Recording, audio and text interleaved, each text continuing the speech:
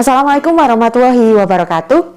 Kembali bertemu dengan saya, Bu Santi, pada mata pelajaran Sejarah Indonesia kelas 10. Capaian pembelajaran pada video kali ini adalah peserta didik mampu memahami konsep-konsep dasar ilmu sejarah meliputi manusia, ruang, waktu, sinkronik, diakronik, dan penelitian sejarah melalui konten pengantar ilmu sejarah.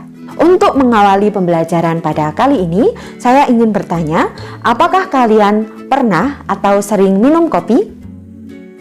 Ya, saya rasa jawabannya sebagian besar dari kalian pernah dan bahkan sering meminum kopi.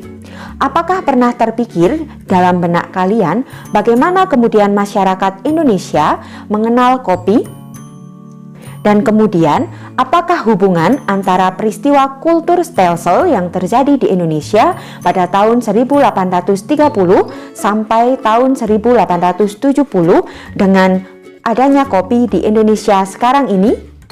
Untuk mengetahui keterkaitan antara peristiwa tersebut, tentu saja kalian dapat mencarinya pada berbagai sumber literatur seperti buku dan juga internet.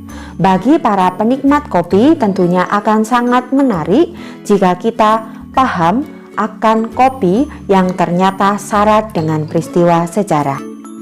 Selain kita akan belajar tentang kopi yang diletakkan pada konteks sejarah masyarakat, ekonomi, dan juga lingkungan, kita juga akan mempelajari sejarah Indonesia dalam konteks geografis.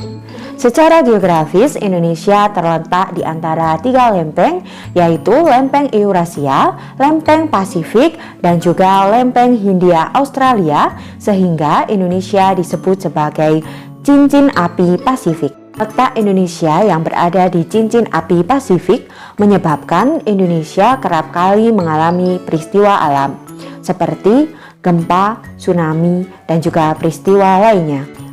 Bagaimana kemudian kita dapat menarik kesimpulan dari peristiwa yang terjadi di masa lampau dan masih terjadi pada saat ini? Mari kita simak gambar berikut.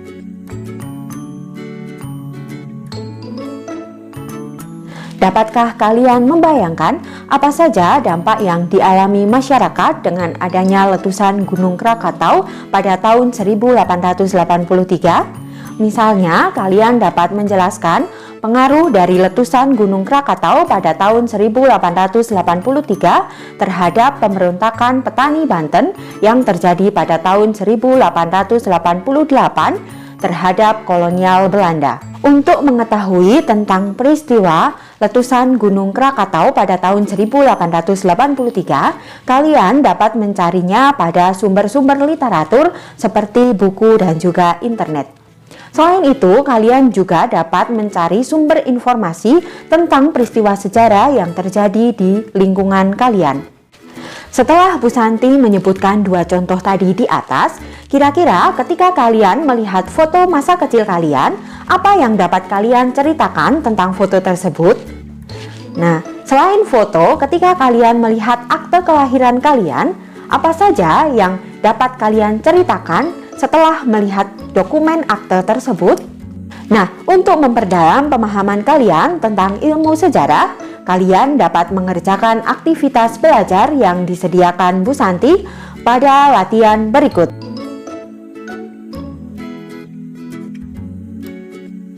Bagaimana belajar sejarah hari ini? Menyenangkan bukan? Sampai jumpa dengan Bu Santi pada pembelajaran sejarah pada video berikutnya.